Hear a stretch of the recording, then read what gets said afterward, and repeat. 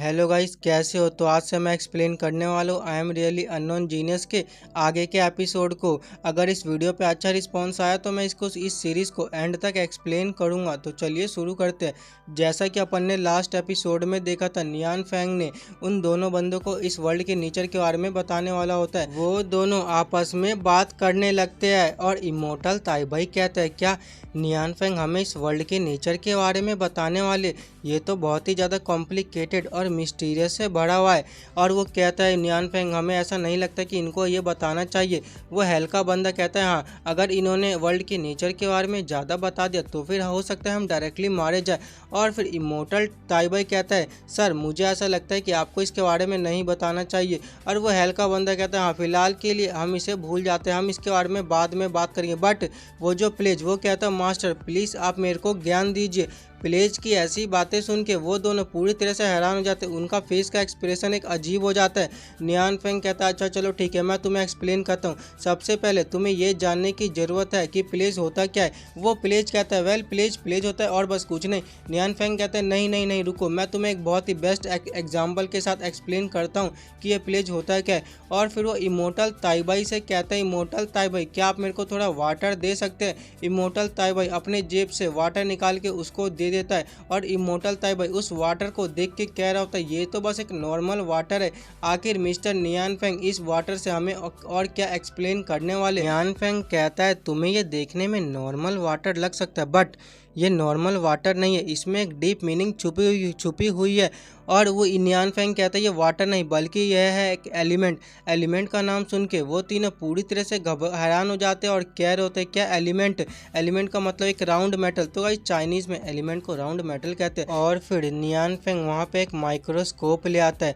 वह माइक्रोस्कोप के अंदर देख के कह रहा होता है, तुम इसकी हेल्प से आसानी से इस वर्ल्ड के नेचर को देख सकते हो। ये जो वाटर है ये दो एलिमेंट से मिलके बना हुआ है, एक तो ऑक्सीजन एंड दूसरा है हाइड्रोजन। तो जल्दी और आगे आके देखो। और वो जो प्लेज होता है वह सामने आता है और उसमें देखने लगता है। और वो जो प्लेज अंदर जो भी देखता है वह तो पूरी तरह से हैरान हो जाता है।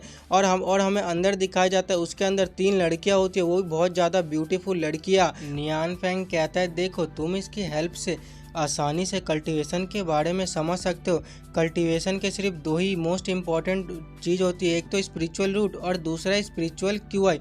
स्पिरिचुअल रूट हमारी बॉडी का हिस्सा होता है और स्पिरिचुअल क्यूआई वो होती है जो हम बाहर से ऑब्जर्व करते हैं। जैसा कि तुम्हें पता है ड्रैगन बहुत ही ज़्यादा पावरफुल होता है, वह अपनी बॉडी में बहुत ही ज़्यादा वाटर को कंटेंट कर सकते हैं। ड्रैगन वो चीज़ है जो सिर्फ वाटर से ही ओरिजिनेटेड है और ड्रैगन वाटर में सबसे ज़्यादा पावरफुल होते हैं। नियान फेंग की ऐसी बातें सुन के वो प्लेज कह रहा होता है, आप ये कहना चाहते हो कि ड्रैगन की बॉडी में वो सब चीज़ें होती है? और वह अपने मन में उन्हीं तीनों लड़कियों को सोचने लगता है। उसको ऐसा लग रहा होता है कि जो ड्रैगन की बॉडी में वो लड़कियां होती है। ये बात सुन के वो तो पूरी तरह से हैरान हो जाता है। और नियान फेंग कह रहा होता है, देखो ह्यूमन की बॉडी में सबसे ज़्यादा कार्बन डाइऑक्साइड होती है, बट जहाँ तक मुझे ऐसा लगता है कि जो कार्बन डाइऑक्साइड होती है वह किसी भी प्रकार से ह्यूमन की स्पिरिचुअल रूट से जुड़ी नहीं होती है। और वो हेल का बंदा कह रहा होता है, मास्टर आप ये कहना चाहते हो ह्यूमन की जो बॉडी है वह मांस और जो खून ब्लड वगैरह से नहीं बनी, वो उसमें सिर्फ जो कार्बन डाइऑक्साइड है। इसका मतलब यह है कि मैं जिस कल्टीवेशन को प्रैक्टिस करता हूँ उसमें भी कार्बन डाइऑक्साइड होनी चाहिए।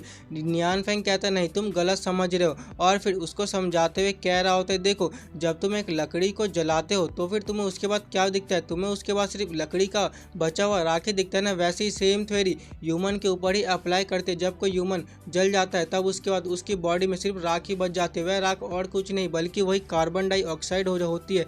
और वो प्लेज कह रहा होता है, अच्छा तो ऐसा है, ये जितने ही प्रकार के एलिमेंट है जैसे फायर वाटर विंड और ये बाकी जो एलिमेंट है यही सबसे हमारा कल्टीवेशन डिटरमाइन होता है।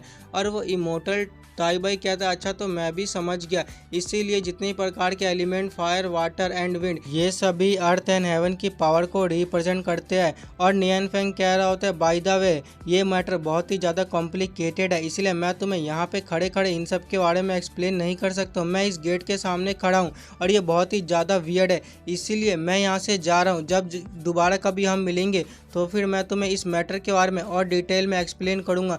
और नियन फेंग उसको बाय बोल के वहाँ से चले जाता है। वह जाते हुए अपने मन में सोच रहा होता है, ये सारी बातें मैंने स्कूल के एक नॉवल में पढ़ी थी, लेकिन मैं इनको इसके बारे में नहीं बताऊंगा। और नियन फेंग कह रहा होता है, जो भी लोग इमोर्टल कल्टीवेशन करते हैं उनकी जो बॉडी होती है वह किसी प्रकार की गन या कैनन जैसी होती है, और जो उनके अंदर की स्पिरिचुअल रूट और डिवाइन क्यूआई होती है वह एक बुलेट की तरह काम करती है, और हम न्यूक्लियर फ्यूजन को एक सन की तरह मान सकते हैं। नियान फेंग यही सब बातें सोचकर बहुत जोर जोर से अपने मन में हंसने लगता है। और हमें अगले सीन में उन तीनों को दिखाया जाता है। उन तीनों को देख के ऐसा लग रहा होता है उनकी बॉडी बर्फ़ में जम चुकी है। वह तीनों अपने मन में एक ही बात सोच रहे होते हैं, आखिर हमारी बॉडी इतनी ज़्यादा ठंड क्यों फील कर रही है। और उनमें से इमोर्टल ताइबाई कहता है, मास्टर ने इस वर्ल्ड के नेचर को एक ही शब्दों में बता दिया। सच में मास्टर बहुत ही ज़्यादा ग्रेट है। और वो तीनों ऐसे ही बात करने लगते हैं, हाँ तुम सही कह, बट हमें तो उन्होंने जो भी कुछ बोला एक सिंगल वर्ड भी समझ नहीं आया। और फिर कहते हैं, एक मिनट रुको, हम इस बारे में मैजेस्टी और क्वीन को जाके रिपोर्ट कर देंगे। हो सकता है मैजेस्टी और क्वीन उनको पता चल जाए कि आखिर इस सीक्रेट वर्ड के पीछे क्या छुपा हुआ है। वो दोनों बहुत ही ज़्यादा टैलेंटेड और आउटस्टैंडिंग है। और फिर वो बहुत ज़्यादा खुश हो जाते हैं। और फिर अगले ही पल में दिखाया जाता है उनका चेहरा सच में यार देखने लायक होता है। वो कह रहे होते हैं, क्या सच में मैजेस्टी और क्वीन उनकी बातों को समझ पाएंगे। और हमें अगले सीन में एम्परर को यानी कि मैजेस्टी को दिखाया जा रहा था। मैजेस्टी कहता है, क्या क्या कहा तुमने, क्या सच में ऐसा है। और एम्परर की ऐसी बातें सुन के वो दोनों पूरी तरह से हैरान हो जाते हैं और कहते हैं, एम्परर हमें पता था आप ये बात समझ पाओगे, बताइए ना, जल्दी हमको बताइए आखिर उन सीक्रेट शब्दों के पीछे क्या मतलब छुपा था। एम्परर कहता है, वेल बाय द वे मेरे को नहीं पता, क्या तुम फिर से एक और बार मेरे को एक्सप्लेन कर सकते हो। और वो तीनों बस एम्परर को ऐसे ही देखे जा रहे होते। क्वीन एम्परर को कह रही, तुम सच में कितने ज़्यादा बेवकूफ़ हो, तुम्हें इतनी सी भी बात समझ नहीं आई। फिर एम्परर कह रहे होते, क्या क्वीन तुम्हें समझ आ गया कि मास्टर ने क्या बोला। क्वीन कह रहे, हाँ मुझे अच्छे से समझ आ गया कि मास्टर ने क्या बोला। और वह बताना शुरू करती है, देखो ये जो माउंटेन है ना, ये माउंटेन है, और ये वाटर है, बट अगर हम इन्हें करीब से देखें तो फिर हमें पता चलेगा माउंटेन नहीं है और वाटर नहीं है। और वो तीनों कहते हैं, मास्टर क्या आप ये कहना चाहते हो कि मास्टर ने हमें ये बोला। और वे क्वीन कहते, देखो मास्टर हमसे ये कहने की कोशिश कर रहे हैं कि ये जो माउंटेन है ये माउंटेन नहीं है बल्कि एक कार्बन डाइऑक्साइड का एलिमेंट है, और ये जो वाटर नहीं है बल्कि ये ऑक्सीजन एंड हाइड्रोजन है। और वह कहती है, देखा मास्टर है यही हमें समझाना चाहते थे, यही है इस वर्ल्ड का ट्रू नेचर। और वह तीनों पूरी तरह से हैरान हो जाते हैं और कहते हैं, तो अच्छा अब मैं समझ गया मास्टर ये कहना चाहते हैं। और वो जो प्लेज है वह अपने मन में सोचता है, तो ये जो प्लेज की एबिलिटी है और कुछ नहीं बल्कि ये प्लेज की एबिलिटी है, और साथ ही में इसमें थोड़ा बहुत कार्बन डाइऑक्साइड भी मिला है। और वह कहता है, देखो मास्टर ने हमें ये बोला था कि ये मैटर बहुत ही ज़्यादा कॉम्प्लिकेटेड है, इसीलिए इसके बारे में हमें वो कभी और बताएंगे। एम्परर उसकी बात सुन के क्या करता है, क्या सच में अगर मास्टर ने ये मेंशन किया है तो ज़रूर इसके पीछे कोई डीप मीनिंग हो सकती है। कहीं ऐसा तो नहीं कि मास्टर हमसे ये चाहते हैं कि हम ये सीखें कि कैसे एक नई दुनिया बनाई जाती है। और हमें नियन फेंग को दिखाया जा रहा था जो अपने घर में प्लेट धोए जा रहा हो। नियन फेंग के घर के बाहर से किसी की आवाज़ आ रही होती है। वह आवाज़ करते हैं, मास्टर क्या आप अंदर हो तो जल्दी दरवाज़ा खोलो। नियन फेंग जाकर अपने घर का दरवाज़ा खोल के देखता है और वहाँ पे और कोई नहीं बल्कि वही एम्परर और मैजेस्टी वगैरह बाकी सब लोग उसके घर के पास आ चुके होते। तो गाइस आज के लिए बस इतना ही। वीडियो कैसी लगी कमेंट में ज़रूर बताना। तब तक के लिए बाय बाय गाइस।